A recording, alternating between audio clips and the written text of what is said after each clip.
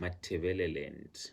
EMatabeleland kuhlala amaNdebele kuphela na kumbe kukhona ezinye inhlanga noma kukhona ezinye inlimi ezikhulunywayo eMatabeleland? This is a question that someone asked me, and also these are some of the conversations that I would have with my friends that are mostly outside of Zimbabwe or outside of Matabeleland. Welcome to podcast yabantu. Ibizo nguJoyful wakwaNcube Mphuma phansi laphana esigodini, ngizalwa nguMankonjeni eMbizingwe ekhetheni ezimunyweni laphana koSakhenes.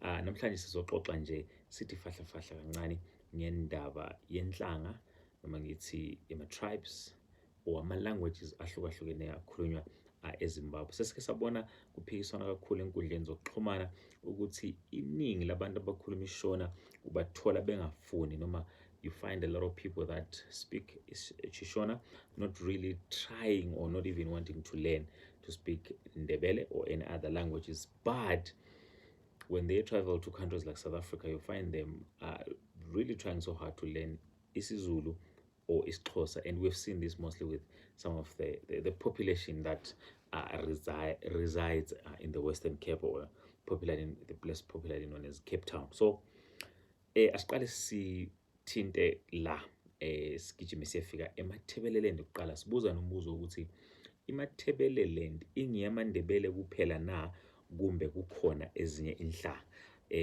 Siyakwazi ukuthi kukhona eBhinga amaTonga, siyakwazi ukuthi kukhona amaNambia, kukhona amavenda, ungahambela ko-Beitbridge khona isiTsonga, khona amanye nje ama-languages amaningi akhulunywayo. So one would ask a question ukuthi iMatabeleland ingeyamaNdebele na, ayini wona amaNdebele?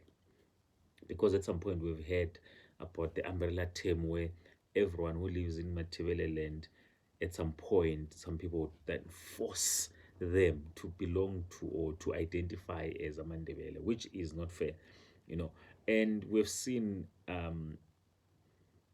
some outcry, abantu bekhala ngezinye inhlanga that are in Bulawayo, and this then shows you ukuthi kuyadingakala, there is a need for educating of people, workshopping of people. There is a need of really reversing the indoctrination, reversing the brainwash. Kulezinto eziningi. So I'm gonna start here. Ekukhuleni abantu abaningi bakhuliswe betshelwa noma ngithi baba ngabantu abazi isikhalanga noma ngithi amakhalanga, kungathi ngabantu bengabathathi serious. And this is reality.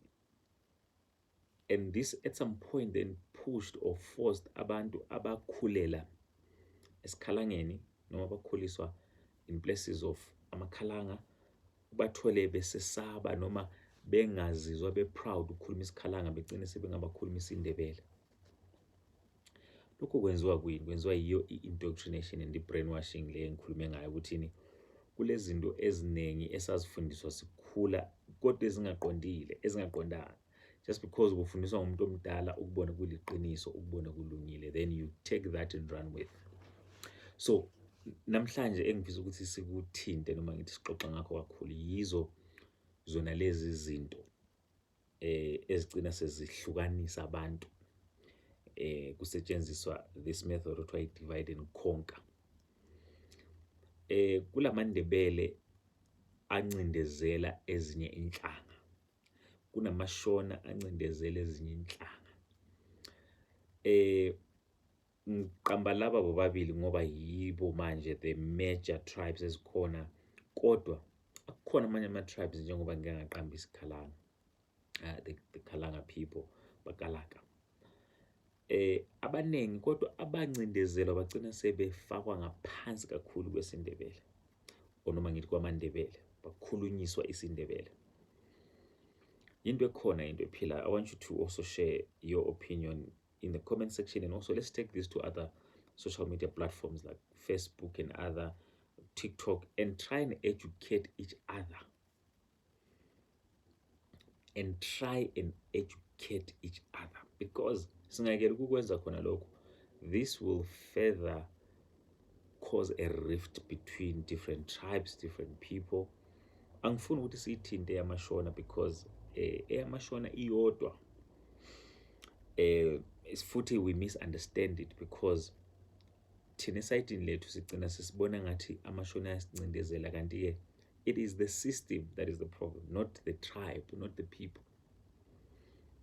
Now, let me ask you a question. Ukuthi wena uzizwa kanjani nxa uxotshwa elizweni le-South Africa because South Africans are saying kabahambe we've been standing up and fighting and trying to remain in South Africa, but we are also found sesingale kithi sesithi amashona kawahambe. Now, someone did come to me and said, I hear your question, but you need to remember that Tina, we're speaking from a place of history where we're coming from things like the genocide, where over 20,000 people were massacred in Matabeleland. And then no, it wasn't only the Shona people that were murdering people, but kwakulabanye abantu even abesindebele noma ngithi abasesayidini lakithi ngapha eMatabeleland that also contributed to the massacre. So this is a sensitive one which I do not really want to dwell on because these atrocities have not been addressed, and it is really not wise for us to really dwell on them. It's painful, it's sensitive, let's leave it aside. But one of the major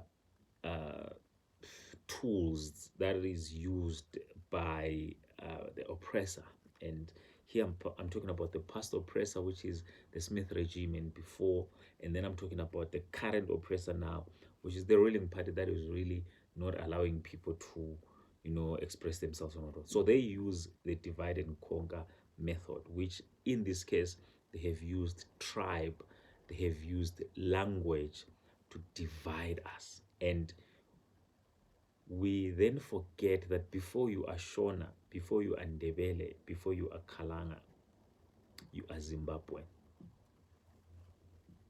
So I think there needs to be a time where we decide what we want to do about these things. I saw, I think yesterday when Uhopele had posted about, someone had asked him whether he does speak or understand this Zulu or Sindebele, and there was a conversation in the comment section where people were trying to also justify why they would do certain things, or like discriminate based on language or tribe, why they would not speak a certain language, or why and mostly people from the Matabeleland region were also saying amashona yafika and then bebethandizwe Ndebele. I have experienced that as well, but not with every Shona speaking person. So I want to leave you with this. At some point we need to decide whether we want to sit down, educate one another, workshop one another about these things, or we want to just continue the way we have been taught, because a lot of children were told Ogubi about another tribe. They grow up carrying that. They also pass that down to their children, and then it becomes part of the culture. As I said in the beginning, kunendawo eziningi in Zimbabwe, especially eMatabeleland, ungafika khona uzozwa kukhulunywa kabi noma ekhangelelwa phansi amaTonga, uzozwa kukhulunywa kabi noma ekhangelelwa phansi amakhalanga, uzozwa kuze kube ngathi insult, whereby we even find this in South Africa, where uzozwa wena khalanga wena engathi uyathethiswa. Kumele sikulungise khonokho, because akukho right ukuthi size sibone ngathi uhlanga thizeni luyinhlamba. We are all guilty. On my side, esayidini lakithi thina eMandebeleni, kumele sikwazi ukuvumela noma ngithi uku-accepta ukuthi kukhona ezinye inhlanga beside thina lamashona. We need to accept that. We need to accept that. Why haven't you learned Isikhalanga, wena? Why haven't you learned Isinambia, Isinyanja, Isijewa, Isishangane, Isivenda? why haven't you learned? And futhi mostly emandebeleni uzothola ukuthi hey amashona this but yini elikhuluma isishona, but angikaze ngikuze ukukhuluma isigalanga, angikaze ngikuze uzama ukukhuluma isivenda. You don't try and learn other languages, but now you will have excuses and you justify this by, you know what, abanye they will say Shona is a language yemali. Is that true? Is that real? Or sisuka sesikhuluma nje, we're just singing for ourselves? What's your take on this particular topic? Mina ke, one thing that I would really love to do or learn my language is almost wonke waseZimbabwe. I do understand this Shona fully. I can't really speak it fluently. There are some words that I really struggle with. Isikalanga, 5 years ago, I was looking at some of my posts. Poster where we were trying to learn Isikalanga with my friends. We even started a program with Joyful Community where people volunteered to teach abanye abantu other languages. And I would love to speak Istonga. I think you've seen in many of my videos at the end, the city Twarumba. And that has also like triggered in me ukuthi why ngingafundi amanye namanye futhi ama-language ukuthi ngikwazi nami ukucommunicate, kungathi kukhuluma umuntu okhuluma ulimi thizeni eseduze kwami sengiqala ukumangala ukuthi hey yini wena le oyikhulumayo, you know. So singaphiki, kukhona kuyaphila where if a person speaks a certain language either siyahleka, siyeyisa or senzeni. Ngikhuluma ngathi abantu abamnyama, ngikhuluma ngathi abantu basemathebeleleni, ngikhuluma ngathi abantu baseZimbabwe, ngikhuluma ngathi abantu base-Afrika esizithola sesiseyisana, sesibhekelana phansi, sesikhangelelana phansi, sesinyatsana based on a language. There are 16 official languages in Zimbabwe. Maybe try and learn at least one. Also try and teach your children iqiniso elikhona. Please do not teach your kids amanga or izinto ezizokwehlukanisa this generation and the next. Ngiyethetha indawo siqhubekeni ngengxoxo ku-comment section, sambeni nakubo-Facebook, siyoqhubeka sixoxa. Luthini olwakho uvo, uthini wakho umbono? What's your take on this particular topic? Siyabonga. Thank you.